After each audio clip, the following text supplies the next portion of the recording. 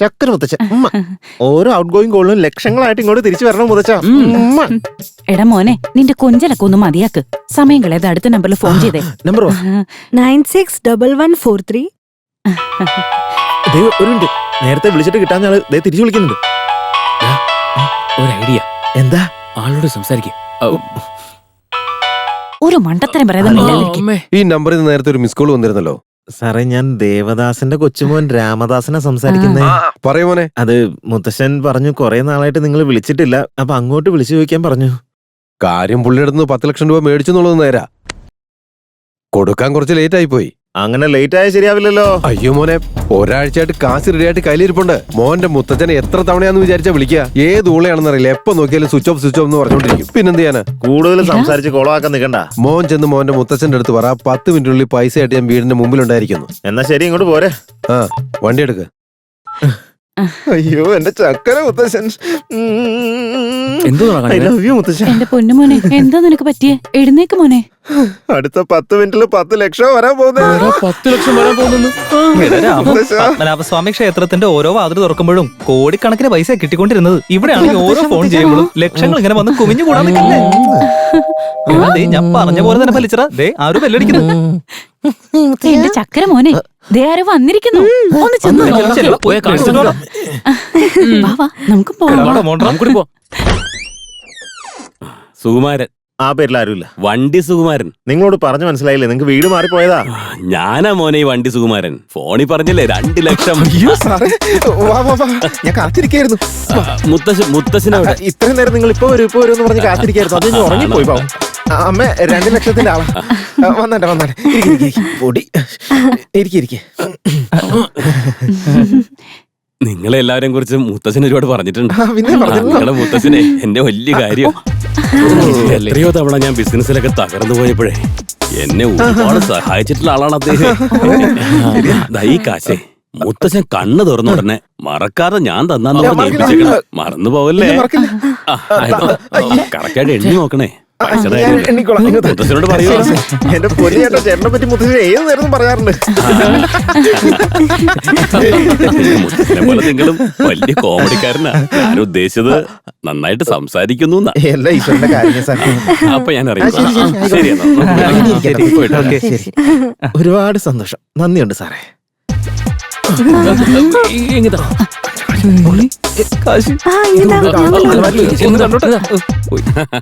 നമസ്കാരം. പോയിട്ട് വരട്ടെ. എന്താ ഹോട്ടലിലെ വെയിറ്ററോ? എടാ രാമു, അടുത്ത കാശ് ഒന്ന് മിണ്ടായിരിക്കടാ. അച്ഛൻ.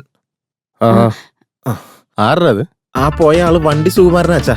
വണ്ടി സുകുമാരനോ? ഞാനറിയാതെ ഏതാടാ ഒരു വണ്ടി സുകുമാരൻ? 2 ലക്ഷം രൂപയുടെ പാർട്ടിയാ. ഓ, ഇങ്ങനായിരുന്നോ? തന്നോടാ? തന്നതേ അലമാര വെച്ചിട്ടുണ്ട്. ആ അച്ഛാ, 10 ലക്ഷത്തിന്റെ പാർട്ടി ഇപ്പൊ ഇങ്ങോട്ട് എത്തൂല. ആണോടാ പോനെ?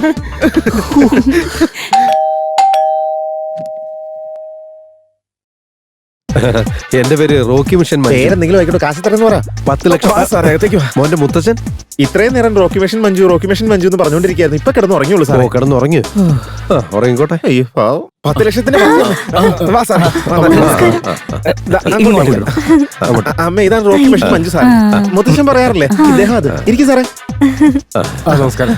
നമസ്കാരം. ആയിക്കോട്ടെ. കുറച്ച് ലേറ്റ് ആയി പോയല്ലേ സാറേ? പേരെ കുഴിഞ്ഞിട്ട് സമയം കിട്ടണ്ടേ, അതുകൊണ്ടാ കുറച്ച് വൈകി പോയെ. ഞാനിപ്പോ എത്തിയില്ലേ. അധികം എത്തി നോക്കല്ലേ, മൂക്കുത്തി അകത്ത് വീഴും. അയ്യോ, ഇനി നമ്മുടെ അച്ഛൻ സേഫായി. മുത്തശ്ശൻ എന്തായാലും ഒരു സംഭവം. സാറേ, എന്നാ പിന്നെ സമയം പിന്നെ എനിക്ക് ചായ, കാപ്പി, ബൂസ്റ്റ്, ഹോർലിക്സ് എന്തെങ്കിലും? അയ്യോ, കോഫിയുടെ കാര്യമല്ല. ആ പേപ്പർ ഒന്ന് കിട്ടിയിരുന്നെങ്കിൽ. പേപ്പർ മലയാളം വേണോ ഇംഗ്ലീഷ് വേണോ സാറേ? ഈ പേപ്പറല്ല, പിന്നെ തമിഴ് പേപ്പർ എടുത്ത് കൊടുക്കണ. വെറുതെ പൊട്ടം കളിക്കല്ലേ. ഞാൻ ചോദിച്ചത് എഗ്രിമെന്റ് പേപ്പറാ. 10 ലക്ഷം രൂപയുടെ ഞാൻ സൈൻ ചെയ്ത് കൊടുത്ത പേപ്പർ. അതെന്താന്ന് വെച്ചാൽ എടുത്തു കൊടുക്കടാ. നമ്മുടെ വീട്ടിൽ പഴയ ന്യൂസ് പേപ്പർ അല്ലാതെ വേറെ ഒരു പേപ്പറും ഇല്ല അച്ഛാ. ആണോടാ? ഇതല്ലാണ്ട് actually I am city civil court. I mean, അത് ഈ ഗെറ്റപ്പ് കണ്ടപ്പോ മനസ്സിലായിരുന്നു. കാര്യം പറയണ്ട അച്ഛാ. as per rules, agreement is not necessary. Since you are requesting, we are going to give it in 2 days. അയ്യോ, നിങ്ങൾ ഇത്രയധികം ബുദ്ധിമുട്ടുന്നത് എന്തിനാ? ഞാൻ തന്നെ വന്ന് കളക്ട് ചെയ്താ പോരെ? അതല്ല സാറേ, കാശ് തന്നിട്ട് പോകോ. ഞാൻ 2 ദിവസം കഴിഞ്ഞിട്ട് പേപ്പർ കൊണ്ട് കൊണ്ടുവരാം. അമ്മയാണ് സത്യം, ഞാൻ കൊണ്ടുവരാം സാറേ. എന്തായാലും ആദ്യം നിങ്ങൾ ആ പേപ്പേഴ്സ് കൊണ്ടുപോയി, എന്നിട്ട് ഞാൻ വീണ്ടും വരാം. അതിനുശേഷം ക്യാഷ് തരാം. ഓക്കെ അല്ലേ? അല്ല സാറ് സാറിനും പിന്നെ ആ, മുത്തശ്ശനും അതെനിക്ക് ഇടയ്ക്ക് അറിയാവുന്ന പറയാം. കാര്യമല്ലേ?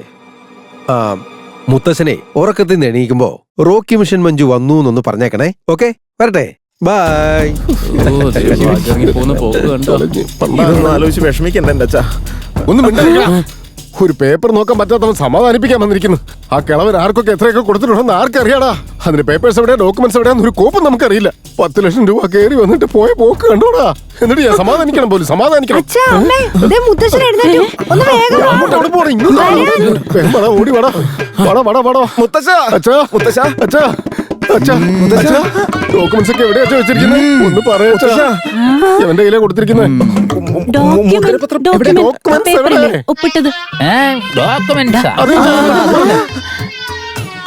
പേപ്പറാണോ? അത് തന്നെ. എവിടെ എവിടെ എവിടെ എവിടെ എവിടെ? വേഗം പറയൂ. ഇന്ന് അച്ഛനല്ലേ? എവിടെയാ വെച്ചിരിക്കുന്നത്? പറയച്ചാ. റോക്കി മിഷൻ മഞ്ജുന് 10 ലക്ഷം രൂപ കൊടുത്തില്ലേ? അത് തന്നെ. അതിന്റെ മുദ്രപത്രമൊക്കെ എവിടെ വെച്ചേക്കുന്നത്? എവിടെയാന്ന് പറയച്ചാ. ഒന്ന് വേഗം പറ മുത്തശ്ശ. അച്ഛൻ ഇതൊന്നും ആലോചിച്ച് വിഷമിക്കുക. തേങ്ങ പറയണ്ടാ.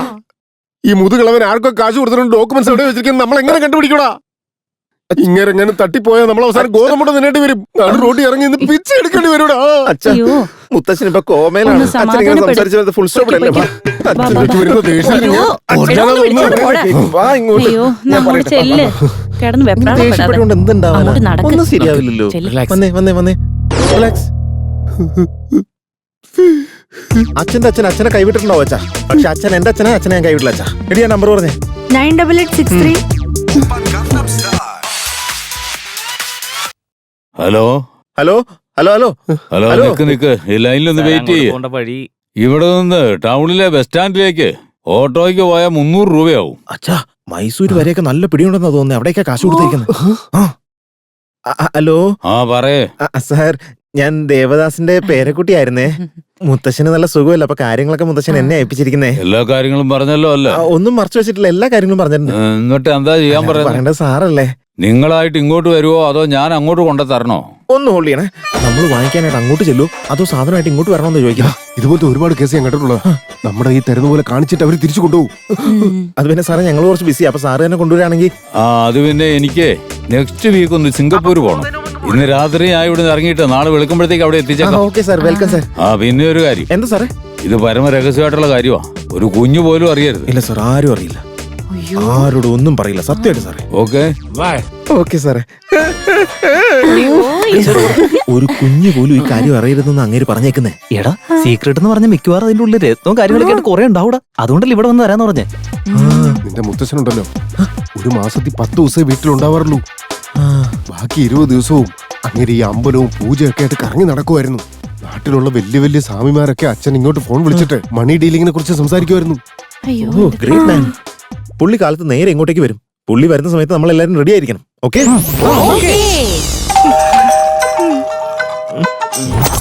എടാ കോളിംഗ് ബെൽ അടിക്കുന്ന വിടറാ. എടാ മേത്തുനിന്ന് വിടാൻ. നീക്ക് എന്തി കാണിക്കുന്നേ? എടാ മേത്തുനിന്ന് കൈ എടുക്കുക. ഞാൻ അങ്ങോട്ട് പോട്ടെ. എന്താടാ? വിടാൻ. എല്ലാരും അലേർട്ട് ആയിട്ടിരിക്കണം. ഞാൻ പോയി ഓപ്പറേഷൻ സക്സസ് ആയിട്ട് തീർത്തിട്ട് വരാം. എല്ലാരും ഇവിടെ ഇരിക്കുക, ഞാൻ പോരാം. ഓക്കേ. ആരാ സാറേ? രുദ്രപ്പൻ. സാറേ ഏത് നാട്ടിൽ നിന്നാ? ഇന്നലെ ഫോൺ ചെയ്ത് ഓർമ്മയില്ലേ? നീ രാംദാസ് അല്ലേ? സാർ വന്നാട്ടെ സാറേ, വാ വന്നാട്ടെ. ആ എന്താടാ പെട്ടിയിലേക്കാണല്ലോ കണ്ണ്, എന്നെ നോക്കടാ. സോറി സാറേ, വന്നാട്ടെ സാറേ. പെട്ടി എടാ, അങ്ങോട്ട് വാ, ഇങ്ങോട്ട് വാ. ഇറങ്ങ്. സാറ് വന്നാട്ടെ. ഞാൻ അയ്യോ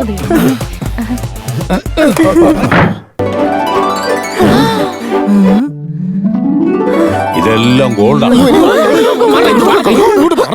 ഇതൊന്നും എടുത്ത് ആ അത് അങ്ങോട്ട് വെച്ചേ. ഏതാണ്ട് സ്വന്തം പോലെയാ. ആ ഇതേ പറയുന്നത് കേക്ക്. ഈ കാണുന്നതല്ല നിങ്ങളുടെ പാരമ്പര്യ സ്വത്താ. 1000-ഓളം വർഷങ്ങളായിട്ട് നിങ്ങളുടെ കാരണവന്മാർ ഇത് സൂക്ഷിച്ചു വെച്ചോണ്ടിരുന്നതാ. ഇതിപ്പോ ശരിക്കും പറഞ്ഞ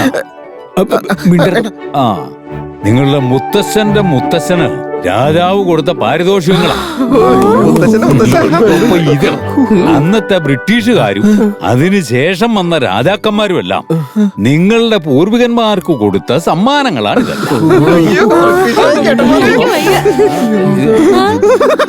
ആയിരക്കണക്കിന് ഏക്കർ സ്ഥലത്തിന്റെ ആധാരങ്ങളാണിത്. കേക്ക്, ഈ വിഷയം നമ്മളല്ലാതെ മറ്റാരെങ്കിലും അറിഞ്ഞ ഇതെല്ലാം തന്നെ സർക്കാരിലേക്ക് കണ്ടുകെട്ടി പോവുള്ളൂ. അതുകൊണ്ട് നിങ്ങൾ ഒരു കാരണവശാലും ആരോടും പറയാൻ പാടില്ല. മനസ്സിലായില്ലേ? ജാഗ്രത, കെയർഫുൾ. ഇനി ലൈഫിൽ ഫുള്ള് കെയർഫുൾ ആയിരിക്കും ഞാൻ.